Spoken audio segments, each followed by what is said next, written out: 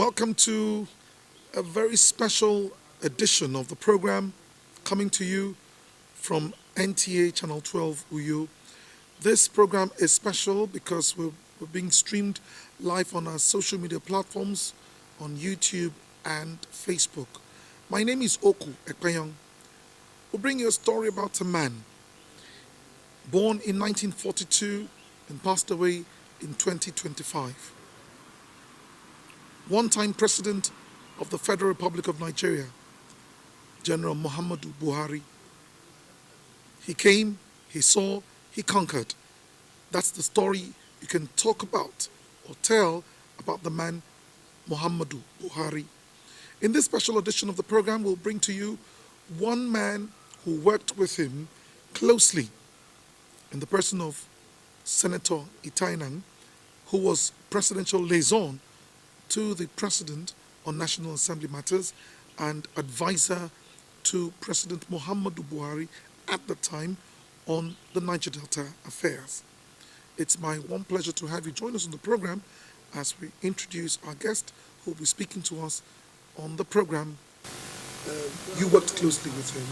How would you describe the man, President Muhammadu Buhari? Well, let me first of all extend again and again my sincere condolences to the world and international community, because he was an international figure. Extend our condolences to the Federal Republic of Nigeria, the President, the Vice President, and the government of Nigeria, the people of Katsina State, and indeed the All Progressive Congress, of which he was the leader of the party, on the passing of an iconic leader, former President Muhammadu Buhari, Grand Commander of the Federal Republic. The world is a stage.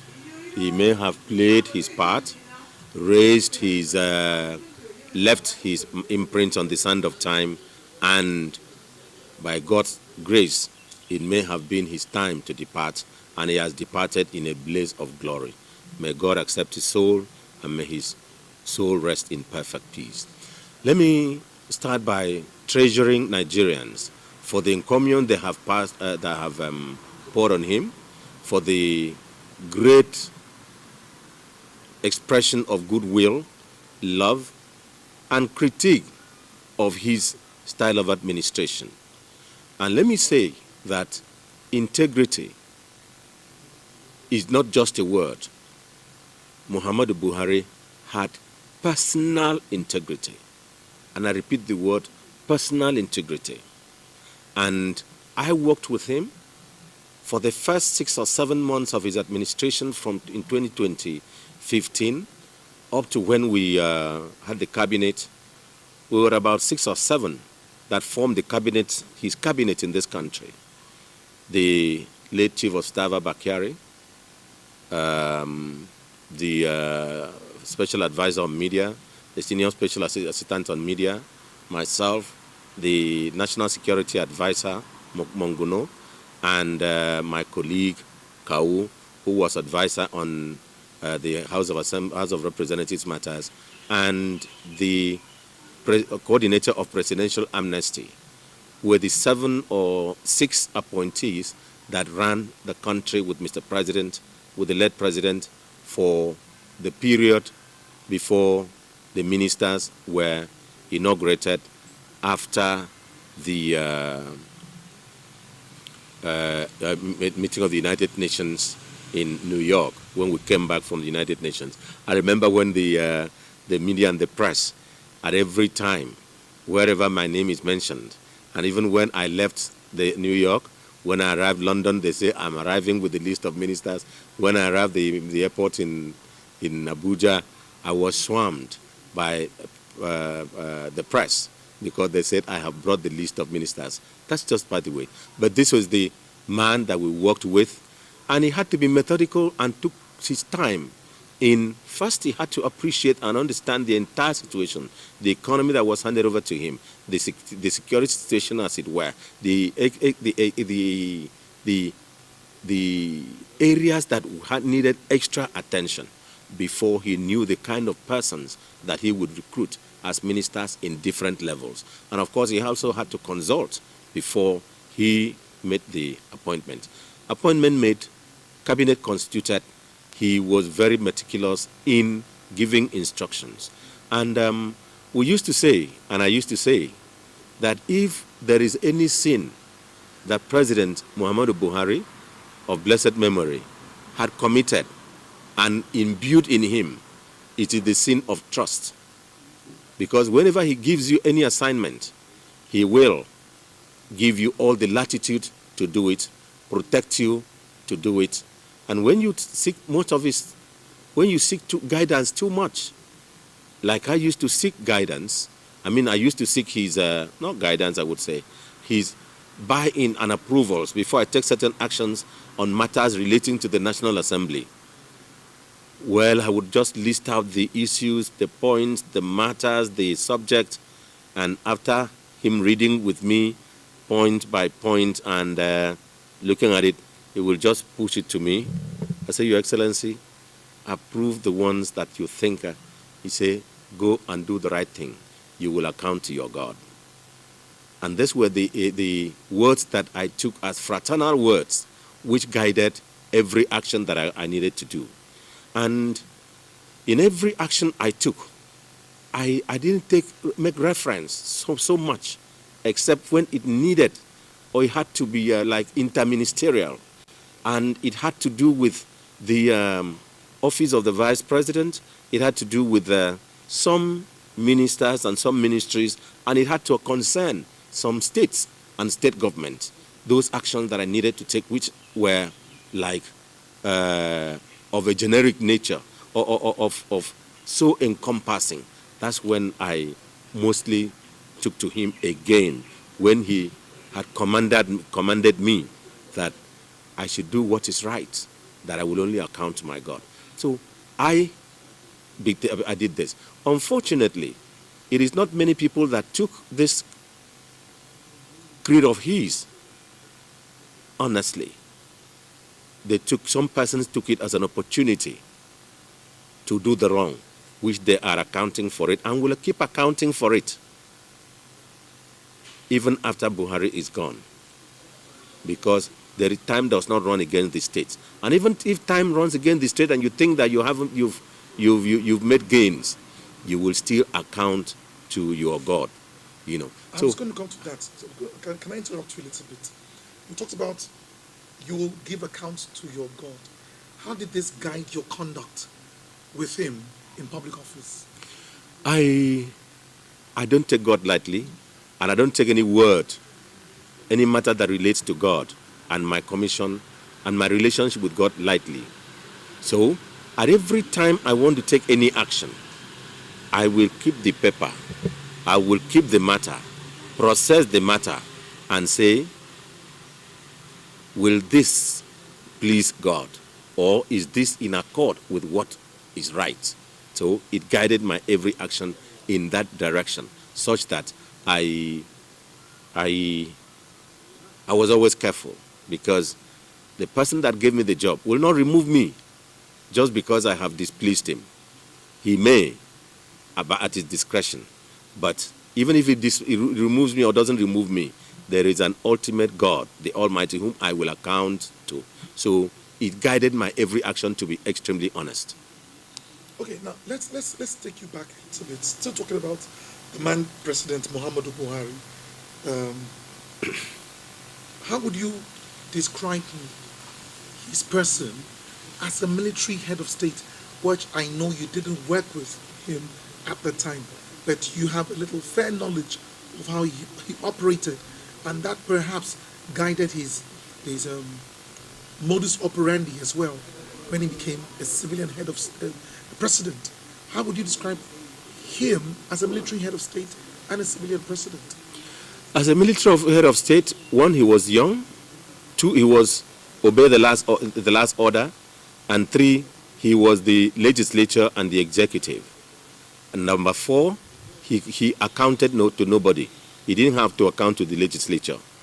And five, he did not respond. He did not have to respond to the courts or the judiciary, because any matter that the law or the constitution seem to have prevented him from doing, they will just tell the Attorney General, draft a decree, and the decree will be made and he will sign, and he will ask the jurisdiction of the court.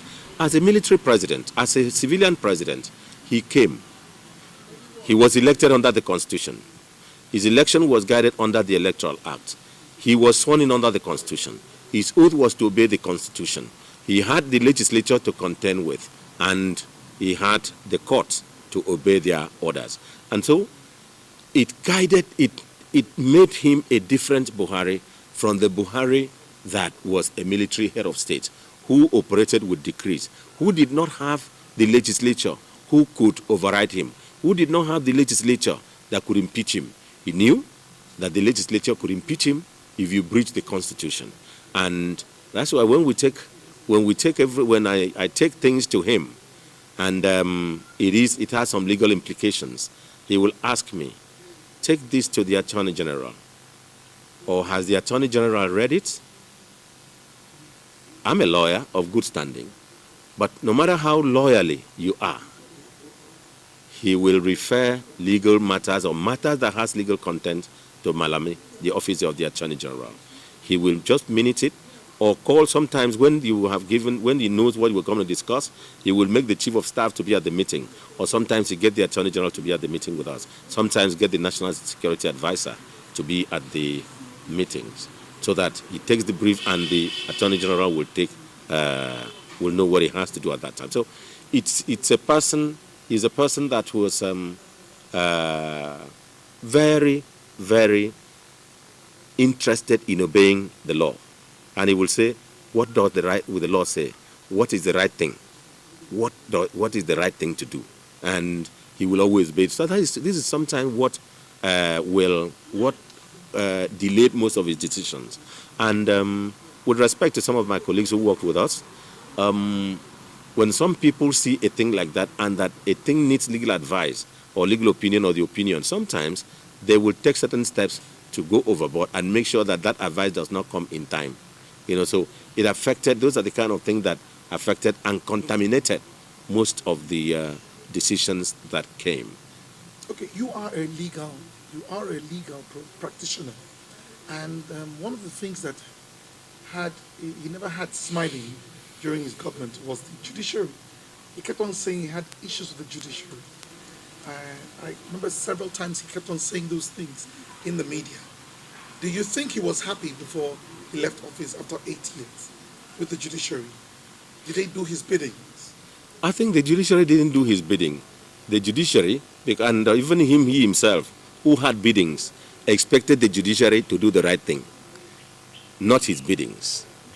And he is a person that has been to contested presidential election 3 times and lost and went out to the Supreme Court. At the last time he said he's not going to contest again. So he's had his experience with the judiciary. And this guided his every action that, look, you cannot bend the judiciary. And so he tried every step to make sure that he stays within the law. And few matters he took to court. The ones he didn't like or he wasn't happy about, he had to bear it. And don't forget that he ran on the platform of the APC, and the vice president was the Attorney General of Lagos State under the present President Asiwaju Bola Ahmed Tinubu as governor of Lagos State. And most of the things that shaped the APC agenda were most of the decisions on autonomy of legal government, autonomy of the state, the rights of the state, and so on. What we call true federalism. No, so most of these matters were already decided by the court, and he was aided by the Attorney General, by the Vice President, who was Attorney General of Lagos State, and who in person, as counsel, obtained most of the judgment in the court, which now guided his administration. And wherever he needed or he thought he could go outside the law, the Vice President was always available to aid him. And of course, a lot of matters referred to the Vice President, Professor Yemi Osibanjo, GCON. And fortunately, again, the Deputy Chief of Staff, who was Chief of Staff to the Vice President, Adekbaye, Professor Adekbaye, was also Attorney General of Lagos State. And they all combined all this and shielded the Buhari administration in terms of law, in addition to our complementing the expert leadership of Abubakar Malami, SAN, as Attorney General of the Federation. Okay, let's talk about your relationship with him while working. You worked with him as presidential liaison on National Assembly matters. You also worked with him as an advisor on the Niger Delta affairs. Yes. Let's take it one after the other. Let's look at your relationship with him in terms of the Niger Delta affairs. Yes. How much did you bring? What presence did you bring from his office to the Niger Delta? Much of what I try to do and try to solve as the brief period in Niger Delta, because in the course of my advice in Niger Delta, I resigned to contest the governorship of Akwa Ibom State. And within the limited period I worked with him, much of what I tried to do was how to have an engagement, a redirection of steps and governance in with the what we call the illegal refineries. I had always advocated, and I still advocate, that you will have to and you must have to engage the boys in the creeks on giving them capacity and giving them crude for test production of diesel, petrol, kerosene, and other this. So these were part of the things I did. I worked closely with the Minister of Niger Delta, worked closely with the Minister of Niger Delta, worked closely with the Advice on Presidential Amnesty, worked closely with the Ministry of Budget and National Planning, and most of the matters that had to do with the Niger Delta, and also worked with the Minister of Finance on matters that affected the economy of the Niger Delta also. Can you share with us some of your achievements at the time? Well, much of it was the engagement and much of reducing. I succeeded in reducing most of the conflict in the area, because part of what I needed to do was managing the conflict between the communities and the oil producing communities and the oil producing companies, the youths of the areas, the oil producing companies, the refineries, the NNPC, the Ministry of Petroleum. So I was able to bring them together, bring them to the table. And most of those matters are still outstanding. And by God's grace, they still call me for a few of our institutional assistance. How much do you think President Muhammadu Buhari at the time demonstrated his love towards the Niger Delta people, especially the people of the Caribbean and Cross River State axis, through the road, the Calabar-Itu road? This is something that I don't want to talk about, and I hate talking about it, because it brings back bad memories of Udom Gabriel Emmanuel. If the people of this state should, whenever they go on that road today, should call Udom Gabriel Emmanuel and ask him, why this? Because the road was awarded a 185 billion in total, part awarded to CCECC, part awarded to Julius Beja, the other part awarded to Sematech. It was segmented into 3 lots, and money released to the companies. But what was the problem? The governor, Udom Gabriel Emmanuel, His Excellency, my brother, whom I'm not proud of in this matter, on this particular matter, refused to pay compensation to the road to provide the access for the people to walk. And what was the issue? They said that I, who brought the project, was wanting the project to be done so that APC and President Buhari will have what to show, and to contest election and become to contest election against PDP. That was in the first term. In the second term, when I contested, they said if they complete the road, if they give them the corridor to the road and pay compensation, that I will have what to show to become the governor of Akwa Ibom State. It didn't really matter. He didn't. I'm not yet governor of Akwa Ibom State, but the people are suffering today. Unfortunately, perhaps he doesn't have many things to go there to do in Cross River. If he has, he will fly his helicopter or fly the plane, the state plane, over to Cross River.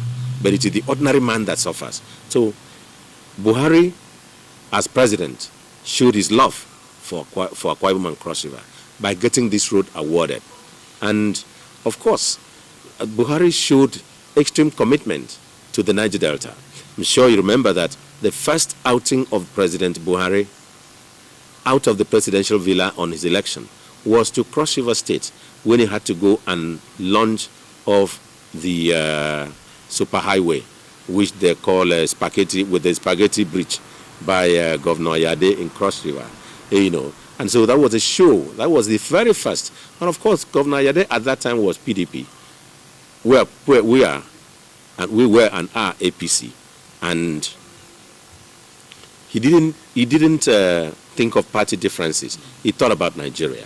And of course, one of the first outings the vice president did was to go and take up the Ogoni cleanup, launch it off in 2015. That was a show of love for the Niger Delta. And this has been things. So a lot of other things. And of course, the vice president, I worked under and with the vice president on the modular refineries project, of that administration. Before we wind down, because we're beginning to wind down on this session, there are policies that's very dear to the heart of former President Buhari on agriculture, on security, and ethical values, and ethical reorientation of Nigerians. The change begins with me mantra was one of the ethical reorientations he had. The issue of grow what you eat is one of the things we're looking at in the agricultural sector. Perhaps maybe this informed your decision to grow the things you have in your little garden with you. But let's look at the policies and how they can play out in today's Nigeria under President Bola Ahmed Tinubu.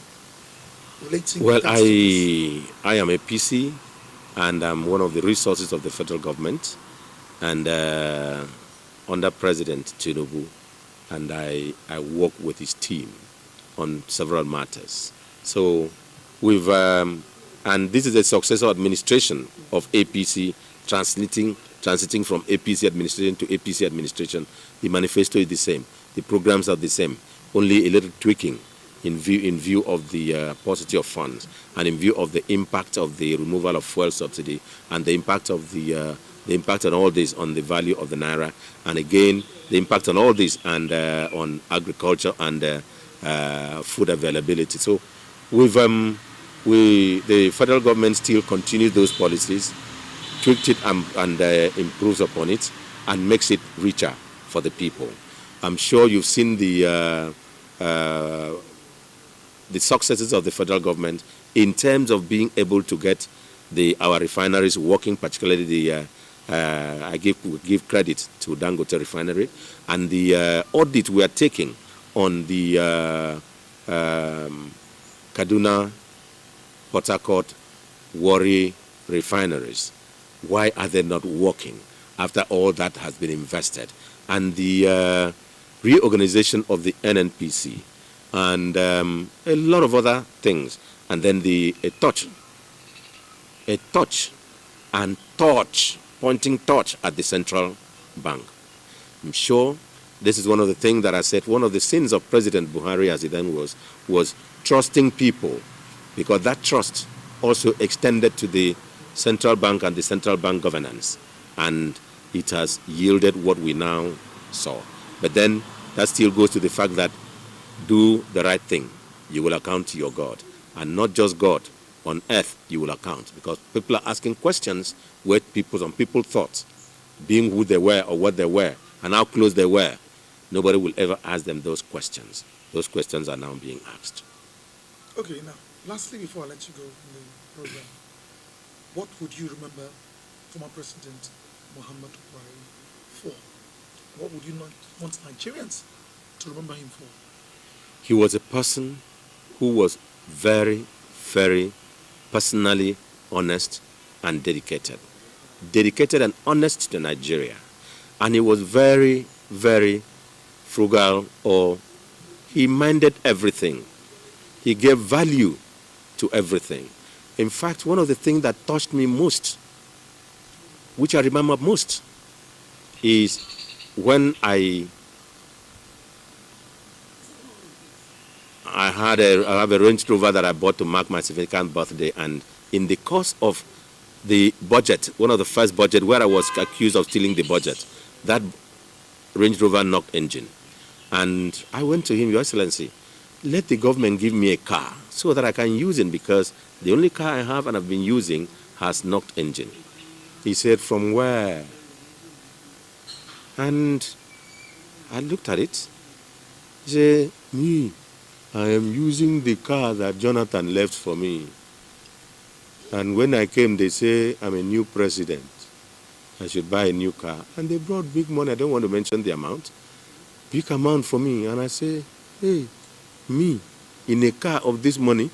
He mentioned the amount I don't want to mention. He pulled his shirt like this, his wear like this. Say, see me, car of that money, car of that. That is this the me that I want to drive the car of this amount, the kind of me you want to put in a car of this amount of money? He said, go. When you want to go outside Abuja, give us notice. We will give you vehicle from the SUV, from the conference visitors CVU to take you, but no car for me to use. Today, all the advisors of the president and governors, and ministers use government-bought vehicles.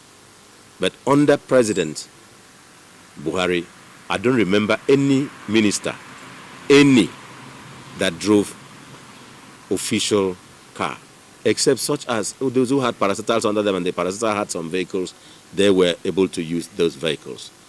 I drove my vehicle. Fashola drove his vehicle. Fayemi drove his vehicle. The Minister of Petroleum drove his vehicle. The Rotimi Amechi drove his vehicle. Amechi drives himself, So all of us were using our vehicles. None of us had vehicles. So he was so personally frugal, so personally very disciplined in terms of money and expenditure. And he had morals, he had conscience. And sorry, I'm not taking this story long. He said that one of the things that touched me when I was with him was one of the days I spoke to him in the office over a matter, and he got emotional. Let me just stop being very emotional. Because I told him, Your Excellency, I was in a filling station on 27th of May, and somebody drove into, a motorcycle drove into a filling station, and they gave him the price of petrol. He said, he's not buying. On the 27th of May, after all, in the next 2 days, Buhari will be sworn in, and all these things will be cheap. So take your petrol. He drove back to go and wait for the 29th for the president to be sworn in. That was very emotional. He got him very emotional that, look, how can I fulfill this level of trust that these people got on me? He got emotional, and when I came out, the team asked me questions. What happened? Because we're always on, I hope people will understand what happened that he became so emotional. God, we're being monitored. My conversation with him. So these are the things that I remember President Buhari of blessed memories for. May God grant his soul eternal rest. Amen. Thank you so much, Senator Itaina, for Thank you very much. granting us this interview with you, and God bless you. Thank you very much. And that's a wrap on the program. Thank you for watching. Do keep a date with us for fresh editions of the program, Issues of the Moment. Have a wonderful day. Bye-bye for now.